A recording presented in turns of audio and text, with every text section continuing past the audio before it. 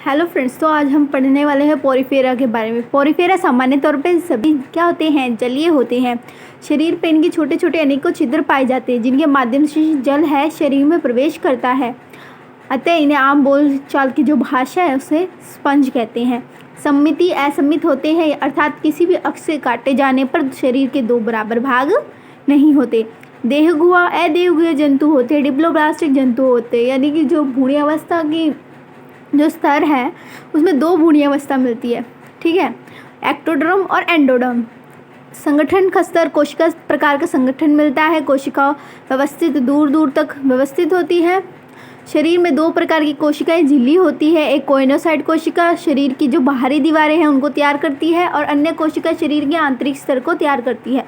Coenocyte कोशिका को collar कोशिकाएं भी कहते हैं। शरीर का जो कंकाल होता है वो स्पॉन्जियन तंतु से मिलकर बना होता है। अब जल निवह तंत्र, ये एक इसका पार्ट है। पोरिफेरा जंतु के पूरे शरीर में छोटे छोटे छिद्र होते हैं जिन्हें ऑस्ट्रिया छिद्रों को ऑस्ट्रिया पाया जाता है। शरीर के ऊपरी हिस्से में एक बड़ा छिद्र जिसे ऑस्कुलम दिखाई देता है। शरीर में रिक्त स्थान स्पॉन्जिशिल कहते हैं। ऑस्ट्रिया ऑस्कुलम तथा स्पॉन्जिशिल मिलकर जल निवह तंत्र का निर्माण करते हैं।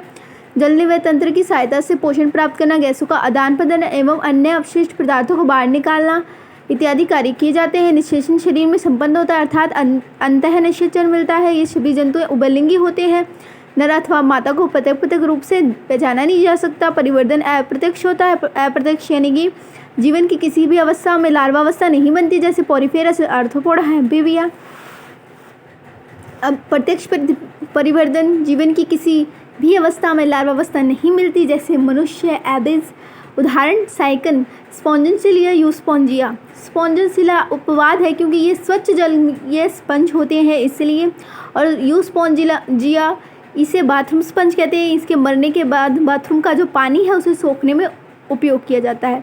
ये साइकन का चित्र है, आप देख सकते हैं। थोड़ा जूम कर देती हूँ मैं इसको ताकि आपको पता चले कि क्या लिख रखा है। हाँ देखिए, तो ये जो ऊपर वाला जो हिस्सा है इसे ऑस्कुलम कहते हैं। ये जो छोटे छोटे छिद्र है बीच में इसे कहते हैं ऑस्टिया, और स्पॉन्जोसील जो बीच में रिक्त स्थान होता है उसे क्या बोलते हैं, स्पॉन्जोसील। यह आधारीय भाग है, नवजात है जिसमें ऑस्कुलम, ऑस्टिया और नवजात स्पंज।